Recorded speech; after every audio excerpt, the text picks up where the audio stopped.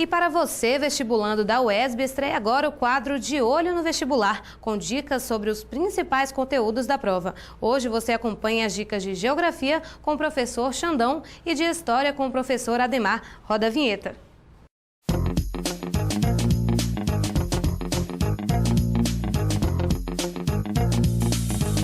Olá pessoal, eu sou o professor Xandão e selecionei algumas dicas para o vestibular 2014 da UESB.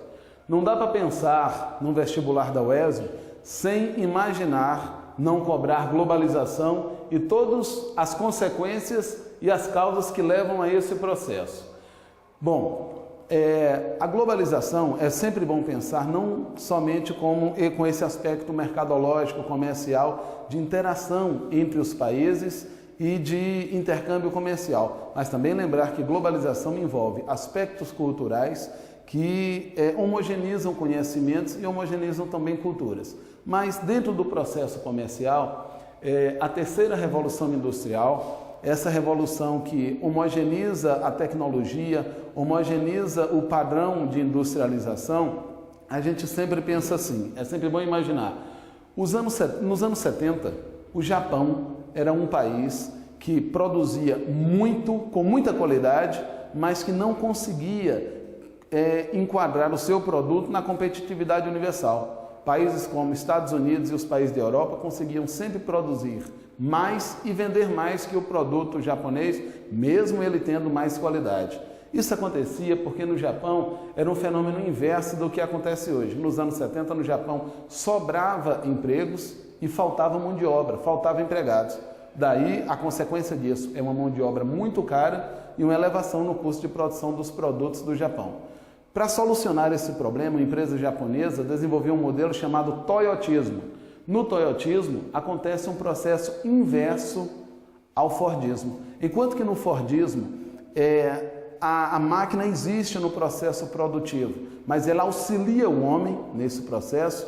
No toyotismo, a máquina literalmente substitui a mão de obra humana.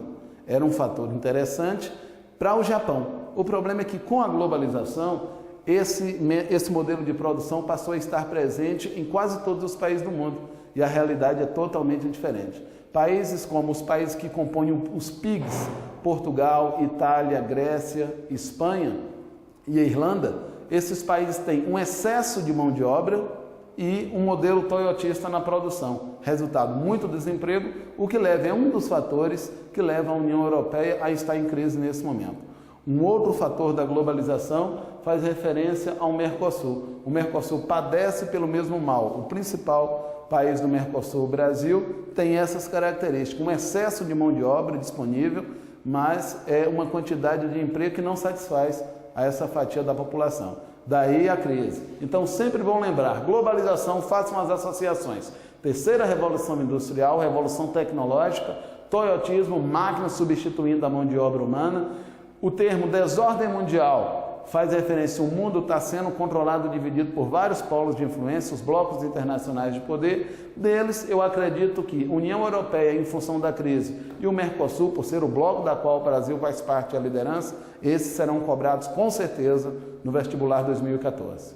É sempre bom lembrar que conteúdos de geografia física também é sempre abordado, ou de forma direta ou de forma indireta. Lembre-se sempre, o Brasil tem 6 tipos de climas, por ter uma vasta extensão latitudinal, tem desde clima equatorial, clima tropical, nas mais diversas nuances, e o clima temperado subtropical. Sobre os fenômenos climáticos globais, aquecimento global, El Niño e Laninha, e as suas consequências para a economia, para a agricultura, sempre é lembrado, sempre é cobrado. Pelo menos nas últimas 4 edições do vestibular foram cobradas. É importante ressaltar que o vestibular da UESB também tem características regionais. E a seca que assolou a Bahia, foi a maior dos últimos 40 anos, pode ser abordado no vestibular também. Tanto a consequência dessa seca, dessa estiagem foi tão grande que leva o governo do estado da Bahia a pensar perspectivas diferentes, tanto de captação quanto de armazenamento de água.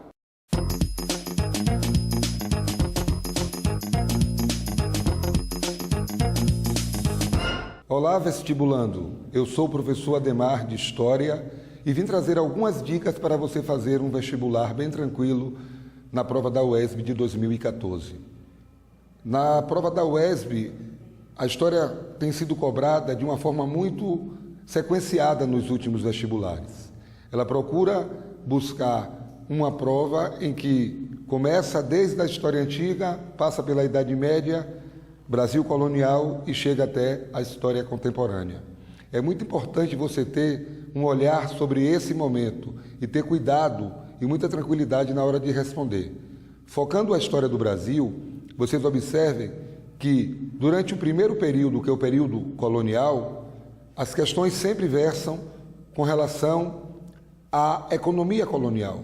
A economia colonial que vai se caracterizar no período antes da colonização pela extração do pau-brasil através do escambo, da relação de troca do explorador com os índios.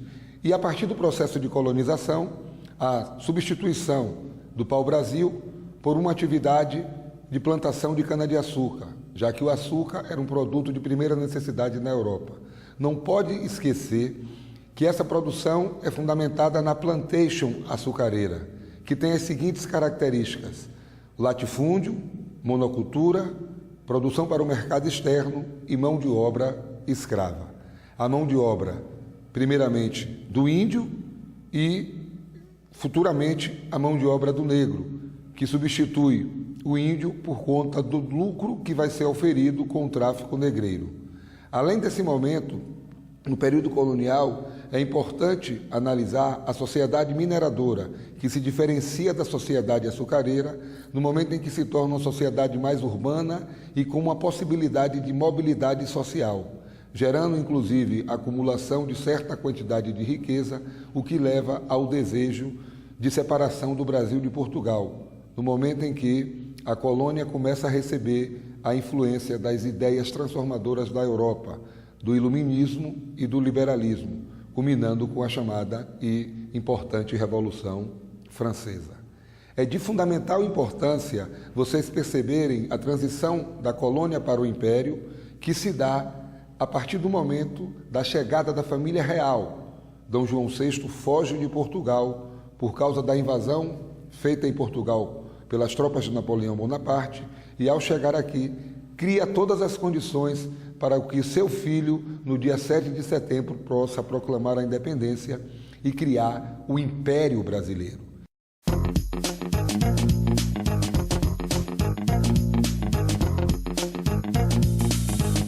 Quer saber mais? Confira as dicas completas na nossa página do YouTube que você está vendo aí na tela. Na semana que vem, as dicas serão sobre português e redação. Fiquem ligados, o Mundo Universitário volta já.